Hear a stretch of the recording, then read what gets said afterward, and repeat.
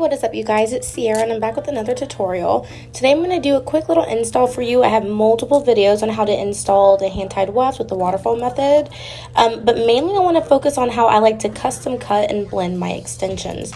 So go ahead and stay tuned for that. If you want to go ahead and skip ahead, I'll have all the time posts down in the description box. But if you want to see how I install and cut and custom blend my hand-tied weft extensions or machine-tied wefts, because we are using the Bellami here today, then just continue watching.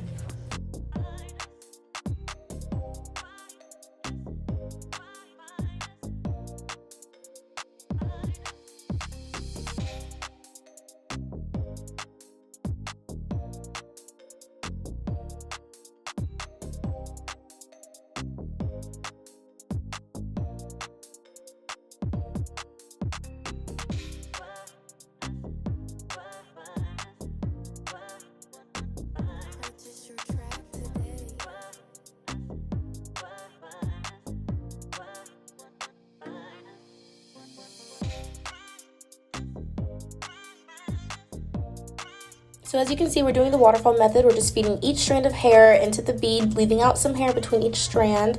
And then here's a little bit of a close-up. If you see some beads without strands of hair in them, that is because the hair was too thin in that area. So I kind of customized it a little bit.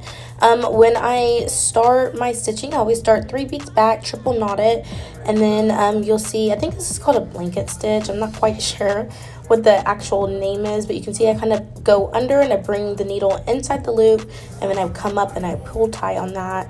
I do have a video on stitching, so you can go ahead and look through my channel and kind of check that video out.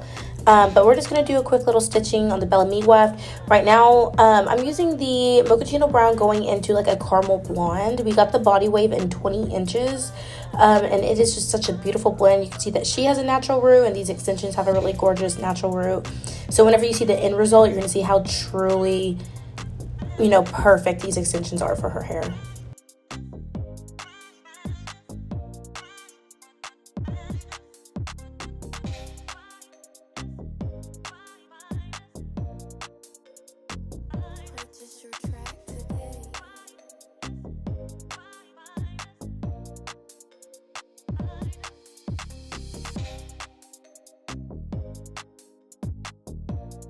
Alright, you guys, so I'm going into straight cutting the perimeter. So I basically just took off the stragglies. I really didn't take much length off, you can kind of see. So I just like to go around the perimeter. I'm going to have my client face forward and tilt their head all the way to the other side, just so there's no over direction or anything happening. I like it nice and flowy. Most of my clients are going to wear their hair all the way forward, so I like to cut a lot of the hair already coming forward because they're not going to wear their hair to the back that much. And like I said, I'm just trimming it up and doing slight anglings. You're going to see that it's going to be nice and square, and then I'm going to come up a little bit and round it off so it's not too blunt. I feel like the bluntness gives it the thickness, but you also want movement in the hair. I'm using some of my favorite shears. These are the Kamikazes by Hanzo shears.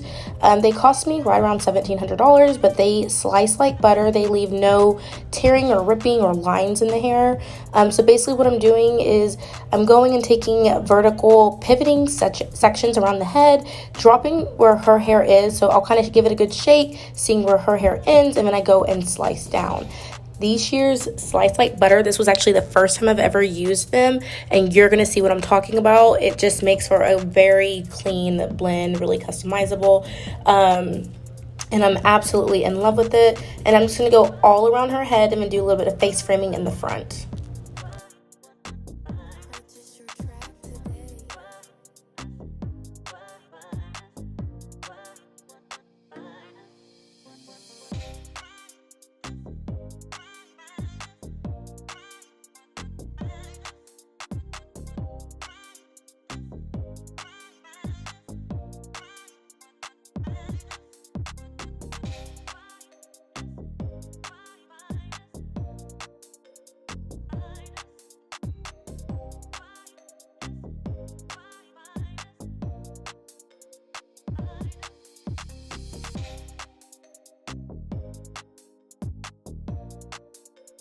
Okay, now we're coming to the front of the hair. So I'm seeing where her natural, almost like curtain bang like length is starting, and I'm just doing some slice cutting, putting some nice face frame around the face, making sure that it blends really, really naturally, and going to the other side and doing the same. You can see that like we haven't styled her hair or done anything to it. The extensions are just like shampooed and blow dried and installed right now, and you can see how good that blend is. Pay attention with how I'm slicing. I barely have to do any movements. These shears honestly just glide right on through the hair, and then I kind of pull the hair all the way towards her face and do some nice face framing right around her face. Where her hair stops, I start my cutting, and I don't like to take too much out, just enough to have movement. Every client's going to be different. I just want something really subtle, really natural, where it looks like her hair still has movement, but you're not taking all of that thickness out, guys. If you go in and you start chopping, you can easily either create holes or take some of that thickness that they're wanting out of their hair. So be careful whenever you're doing it. Whenever I do the wefts, I do 2 rows. So I'm honestly only taking the top row and layering it and using my second row, which is the bottom row. That is going to be my weight barrier. So you don't want to cut into where your weight is. So I usually like to grab right where that second weft, or the first weft is, which is the very, very top one, and that's what I'm layering. And then the second weft, the very, very bottom one, that is what I'm leaving alone.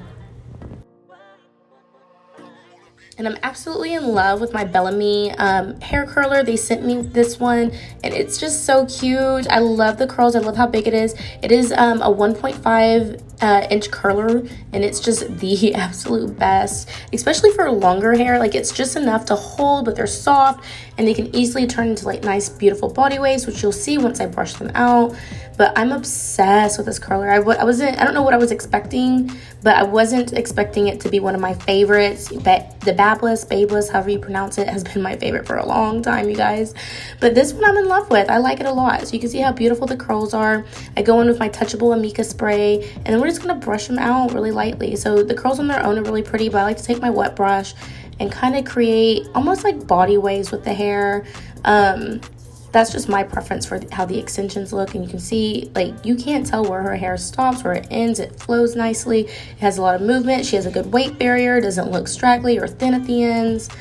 And then it kind of has almost like a square blunt, but it's still round. So it has that thickness and that rounding.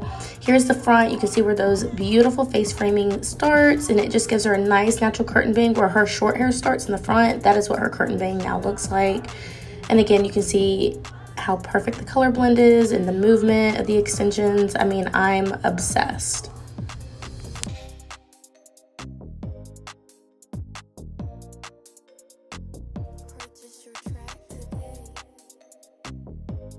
My favorite part is showing y'all what under the hood looks like.